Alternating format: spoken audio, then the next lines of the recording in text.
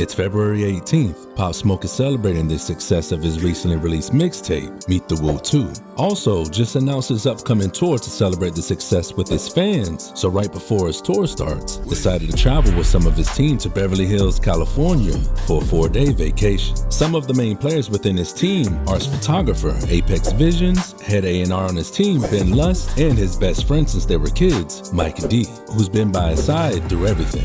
He rented an amazing mansion in the hills for him and his team to stay in. Also, a nice white Range Rover to ride in style.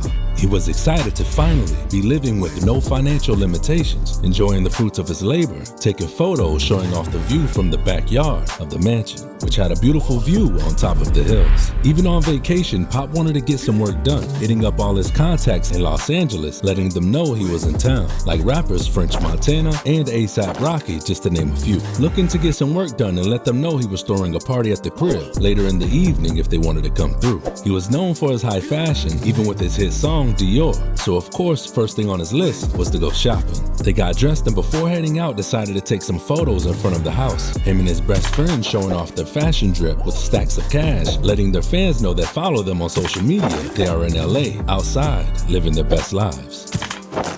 They then head out to go shopping.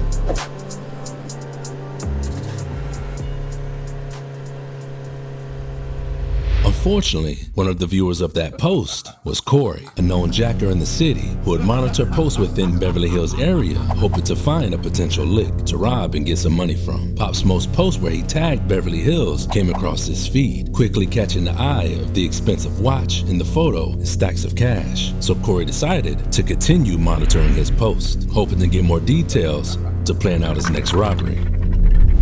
After several hours of shopping, Pop Smoke returns back to the house. He is pleasantly surprised that he received full bags of clothes as a personal gift from one of his favorite clothing designers, Amiri. He shares another picture on his Instagram from the backyard, showing the view at night.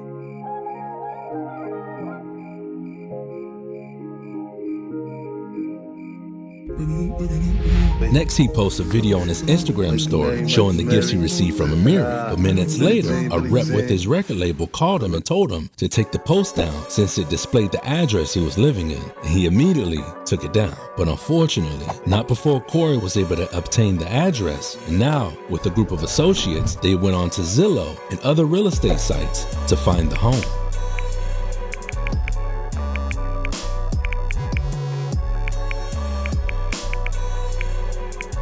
Which they quickly located. Not only did they find the home, but was able to see the full layout, locating where the master bedroom was, assuming that's where the celebrity would be staying in. They planned to try to gain access through the stairway on the back deck, which leads straight into the master bedroom. The LA crew, who were all local Hoover Crips, didn't know who Pop Smoke was. Some even thought he was a fashion model, but all agreed he would be their next victim to rob. They hopped in a car and left to scope out the neighborhood of the home. Back at Pop Smoke's place, his crew is planning the small party. He decides to get some more work done and heads to the studio, bringing along his best friend, Mike D.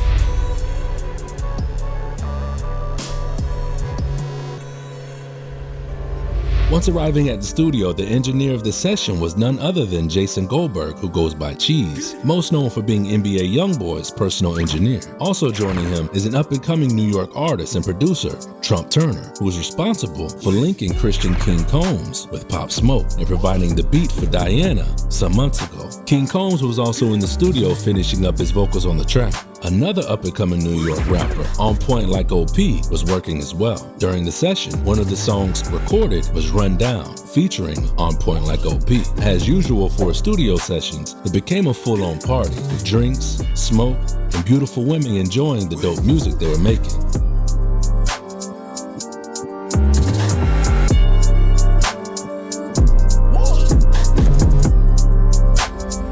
While they were all having a good time, Corey and his crew arrived, finding the home. After circling the house a few times, they stop a few feet down the street. One of his men hopped out the car to scope the home out. Running to a side window, he started to see what looked like a party going on inside, so he quickly ran back to the car and told him what he saw. so they decided to come back later. Pop Smoke has now finished up his studio session. While pulling out of the parking lot, he spots one of the girls who were in the studio named Amelia Rose. They had some rapport with each other, having met before backstage at a Rolling Loud festival. He asked her, "Do you want to go with me?" She agreed to stay with him for the night, quickly ditching her Uber. They arrived back home, and it's now 4 in the morning. The house is settled. Pop Smoke tells Mike he's going upstairs to his room, and Mike heads to his room down the hall. With the excitement of the trip and being so late, he quickly falls asleep. At this same time, Corey and his crew is back outside the home, now with 4 other people. Jaquan, who is the oldest, Bam Bam, who is 18, Little Shady Trey, who is 17, and Slap-a-Nap, who is the youngest at 15. Corey hands them all weapons and tells them to go inside, but not to shoot anyone. Just grab what they can and quickly leave. 4 of them get out and head to the back of the house as they planned. In the house, Pop Smoke is in the bed laying with Amelia, catching a vibe together, and she starts undressing. Pop looks, tells her he'll be right back, going to take a shower real quick. She stays in bed waiting on him to return. While laying down, she hears some subtle noises coming from the sliding glass door. The curtains start to move. Out of nowhere, the silhouette of a man in a mask walks into the room, aiming a gun directly at her. 3 other men following behind her. She's quickly frozen by surprise. The man tells her, "Be quiet." The other 3 men start checking out the scene. They go into the bathroom where Pop Smoke is, and he's quickly startled and says, "What?" The gunman tells him to give over his jewels. Frustrated and seeing the guns pointed up at him, he complies and starts to take off his watch. He's visibly angry, and adding fuel to the fire, one of the robbers sarcastically says to him, "Thank you," which didn't sit well with Pop Smoke, so he snatched his watch back and a fight ensued. One of the men jumped in and pistol whipped him.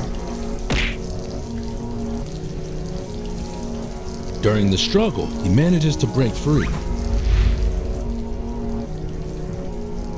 which is when a shot goes off. He runs into the bedroom and stumbles on the floor. The robbers jump on top of him and start kicking. The shot wakes up Mike D. He's confused and checks down the hall.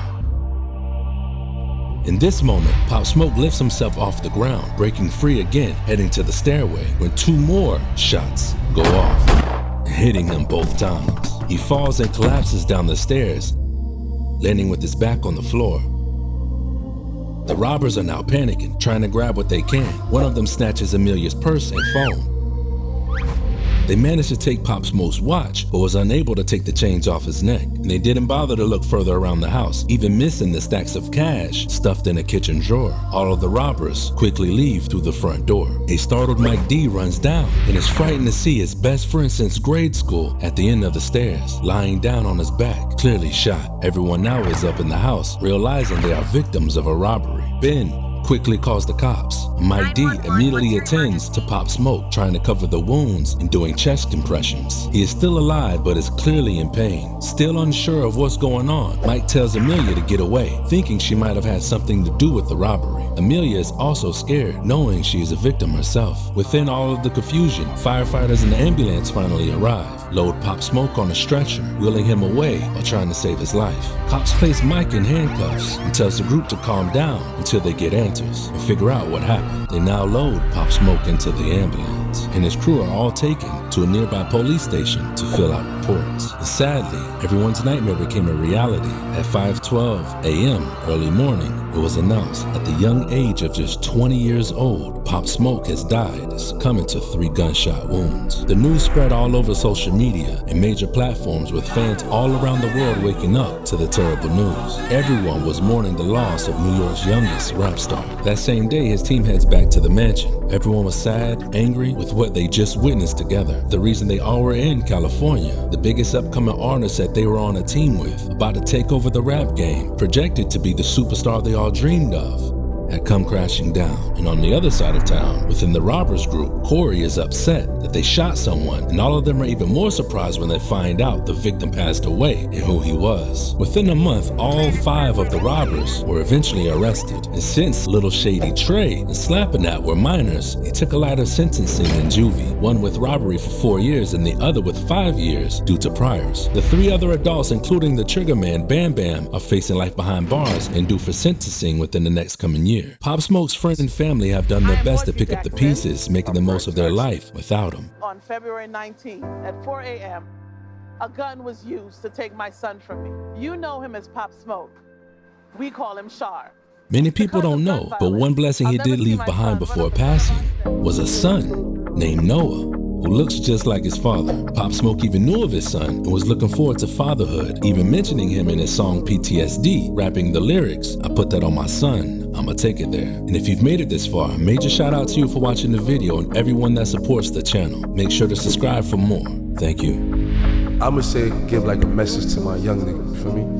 Like niggas like us, where we come from, we can't afford to we can't afford to slip up, make no mistakes, you heard? Because they watching and they want us to. You know what I'm saying?